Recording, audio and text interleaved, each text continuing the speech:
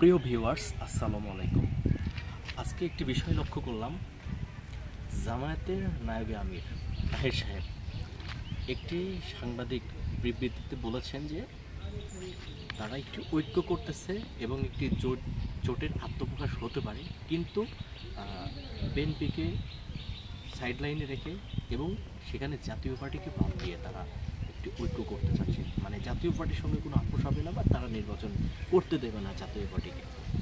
তো ওনার কথার উত্তরটা দিই। জাতীয় পার্টি একটি নিবন্ধিত গণতান্ত্রিক রাজনৈতিক দল। 1986 সালের পর থেকে যতগুলো নির্বাচন হয়েছে বাংলাদেশে, প্রত্যেকটি নির্বাচন জাতীয় পার্টি অংশগ্রহণ করেছে এবং জাতীয় পার্টিকে বাইরে রেখে বাংলার কোনো নির্বাচন হয়নি। ইনশাল্লাহ আগামীতেও জাতীয় পার্টিকে বাইরে রেখে কোনো নির্বাচন হবে না। বাংলাদেশে অবাধ, সুষ্ঠু এবং নিরপেক্ষ যতগুলো নির্বাচন হয়েছে প্রত্যেকটি নির্বাচন জাতীয় পার্টি এর সাথে অংশগ্রহণ করেছে।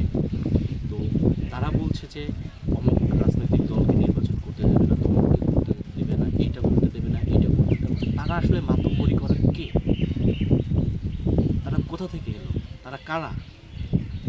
জামাত ইসলামী আজকে এত বড় বড় কথা বলছে। এই জামাত ইসলামীকে সর্বপ্রথম তারা জিয়াউর রহমানের সময় রাজনীতি করার সুযোগ পেয়েছে, ঠিক আছে, কিন্তু তাদের দলের নিবন্ধন এবং তারা সর্বপ্রথম নির্বাচন করার সুযোগ পেয়েছে হোসেন মোহাম্মদ এরশাদের শাসন আমলে।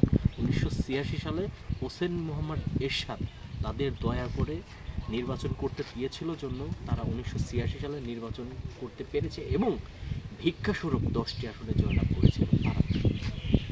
তারা আজকে বলছে যে জাতীয় পার্টিকে তারা নির্বাচন করতে দেবে না, জাতীয় পার্টির সঙ্গে তাদের কোনো আপোষ নেই বা জাতীয় পার্টির সাথে তাদের কোনো কথা নেই।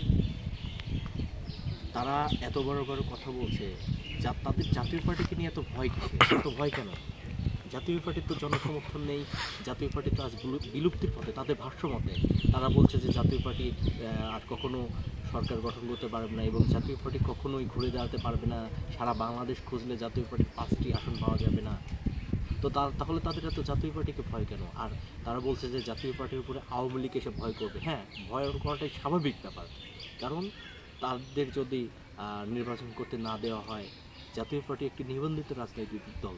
এই জাতীয় পার্টিকে বিএনপির লোকও ভোট দিতে পারে, জামায়াতের লোকও ভোট দিতে পারে, এনসিপির লোকও ভোট দিতে পারে, সেখানে আওয়ামী লীগের লোকও ভোট দিতে পারে। এটাই স্বাভাবিক ব্যাপার, কারণ কোনো রাজনৈতিক দলের যদি প্রার্থী না থাকে, এতদিন জামায়াতের নিবন্ধন ছিল না। বিএনপি যেমন তাদের দলীয় প্রতীক জামায়াতকে দয়া করে দিয়েছিল জন্য জামাত নির্বাচন করতে পেরেছে এবং বিএনপির ভোটে জামাত বিভিন্ন জায়গায় নির্বাচন করেছেন, এমপি হয়েছেন। তো তেমনি আমাদেরও জাতীয় পার্টির ভোট আওয়ামী লীগ দিতে পারে। তো এতে ভয়ের কিছু নেই। তারা আতঙ্কে আছে, কারণ জাতীয় পার্টি সরকার গঠন করবে, জাতীয় পার্টি সংখ্যাগরিষ্ঠ আসন পাবে এবং জাতীয় পার্টি সরকার গঠন করবে। তো আজকে এই ছিল।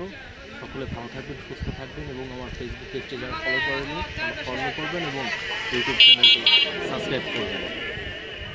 বাংলাদেশ জিন্দাবাদ, জাতীয় পার্টি জিন্দাবাদ, পল্লী বন্ধুদের সাথে অমর হোক।